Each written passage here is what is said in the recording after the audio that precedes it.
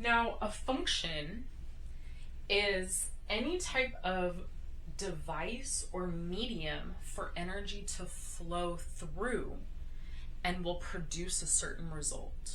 Okay? So I have some type of energy.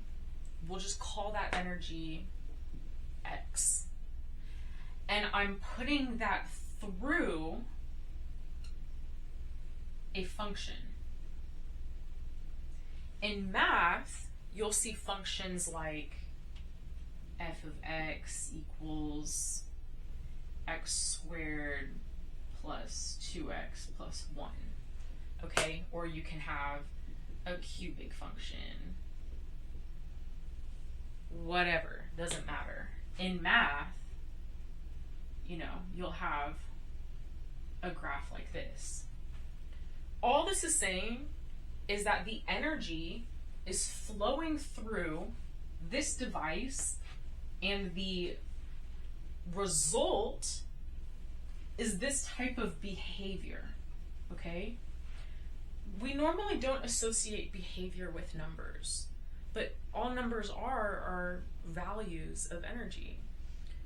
Well, what do we represent or think about behavior? What do we associate with behavior? Ourselves or other living things like animals, okay? So let's go back to our human example.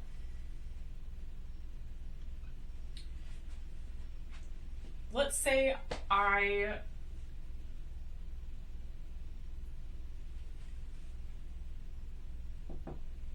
I'm not doing too hot in school right now, not really getting a good grade, okay? And there can be different reasons why different students might struggle. Maybe you don't have a lot of time to study. Maybe you don't like your teacher. Maybe you don't understand the material the way your teacher says it. Maybe you do have the time, but you're not prioritizing. Maybe you have your own beliefs about yourself that I'm just really struggling. You're focused on the fact that you're struggling, but you're not allowing yourself room to expand and really believe in yourself. Or maybe the problem is that you are overly confident and you think, oh, I definitely got this. This is super easy. And so you're not putting in the amount of time that it takes to really master a skill, okay? And, no judgment for any of these situations. I've been in all of those situations, and I have worked with students, and I've been in all different types of, schooling. So back to our example here.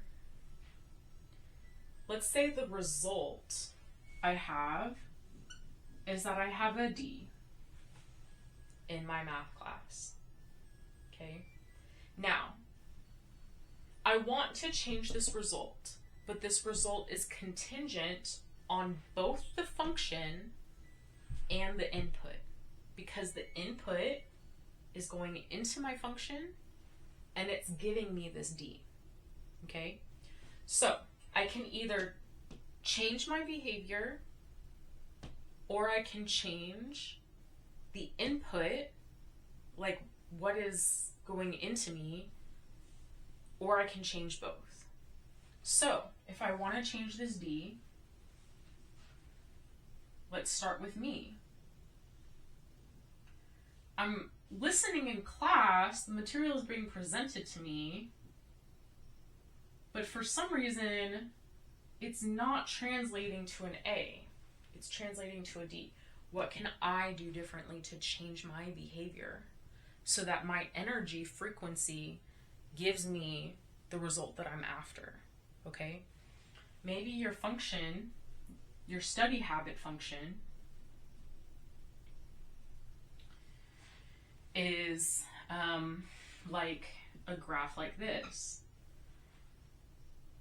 You study a lot, and then you plateau, and then you go up one night, and then you kind of drag down, and then you forget some information, and then you're like, oh yeah, I need to study again, so I come back up, and I kind of do okay and I plateau and, oh gosh, I don't do my homework, but, you know, oh, but then I study really, really, really hard. Okay? This could be represented as a function. Okay, this could be a polynomial representation of numbers, sure. But really, it's all just a type of energy, okay? And this energy is very all over the place. This is not a nice, neat parabola. It's not a nice, consistent, you know, you study for this amount of hours and every day, and or it's not even like a consistent progress, right? It's too sporadic. It's too all over the place. So you could change it. Could say, okay, the material is being presented to me, but what am I doing with the material? Why am I not processing it? And that could be different for everybody. Maybe you have too much on your plate.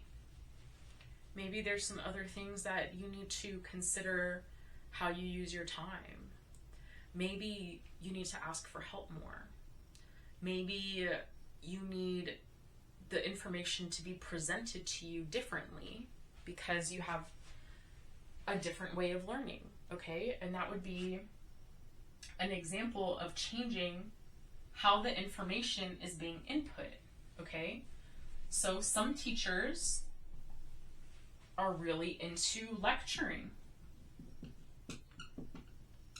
They love to talk, but maybe you're not an audio listener. Maybe you're a hands-on listener, learner. Maybe you need visual explanations. So that's where self-advocacy comes in, okay? You change part of the function, you become more self-aware so you can self-advocate and say, hey, excuse me, teacher, I know you've explained this, but I really need visuals, or I really need a lot of handouts.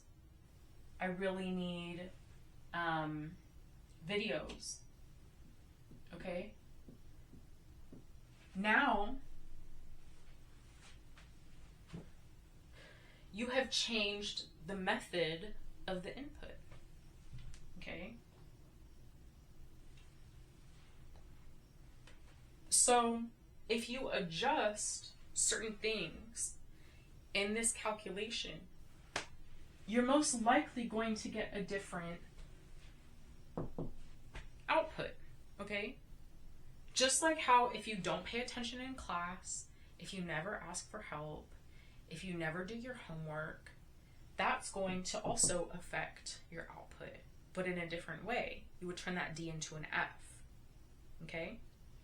So, just don't get too caught up in thinking so narrowly about these mathematical concepts that you don't see how you can actually use them in your own life. And you don't have to wait until you're way into your career.